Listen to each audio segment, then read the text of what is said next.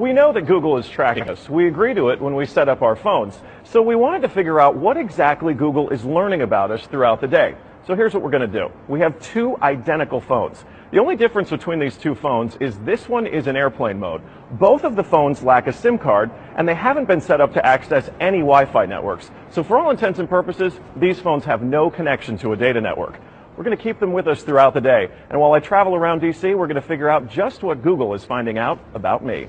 Our first stop, Sim's convenience store, just outside our Fox bureau, for a quick coffee. From there, we took a walk to the Capitol and took a quick walk around the Senate office buildings, and then decided to hop in a car and head around town. Hello. We're going to the Children's Hospital, please. To run our test, we had to do more than walk the block, so we took a tour around our nation's capital. First, due north to the Children's National Medical Center Hospital, then west to St. Albans School and the National Cathedral. Our tour around town was a 14-mile journey that lasted more than an hour. The entire time, the phones had no access to the internet. Oh my goodness. Not a Wi-Fi connection and not any cellular data service. It almost seemed quaint to assume that Google wouldn't even be able to collect data on me. Let's head back to the bureau, my friend. Oh, that church is beautiful. Google's business model is simple. Collect data on its users and then use that data to sell targeted ads. It's a business model called surveillance capitalism. But does that critical data collection work even when your phones aren't connected?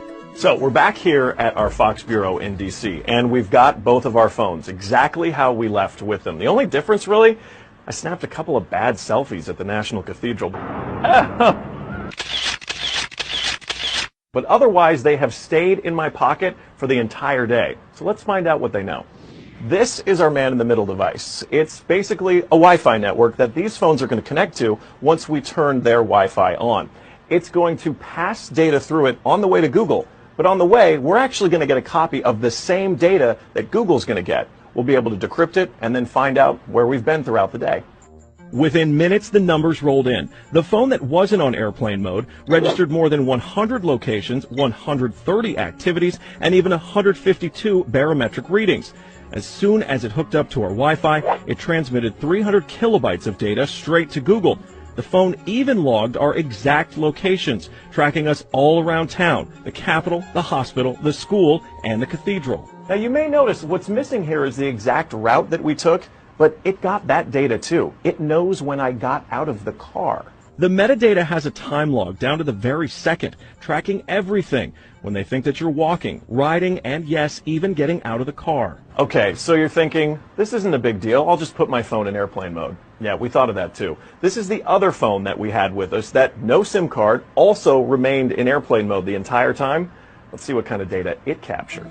The phone with airplane mode activated actually logged more locations and activities than the other phone, and it also transferred hundreds of kilobytes of data to Google as soon as it was activated. The only thing that's missing from this map is our stop at the Children's Hospital, but it still knows we were there. There it is. Exiting vehicle, 100% accuracy. Through complicated user agreements and free software, Google gets users to sign away their privacy for nothing. They're even following you in the places that most people would expect total privacy: government buildings, a children's hospital, a private school, a church. Every move you make, every step you take, Google is watching you.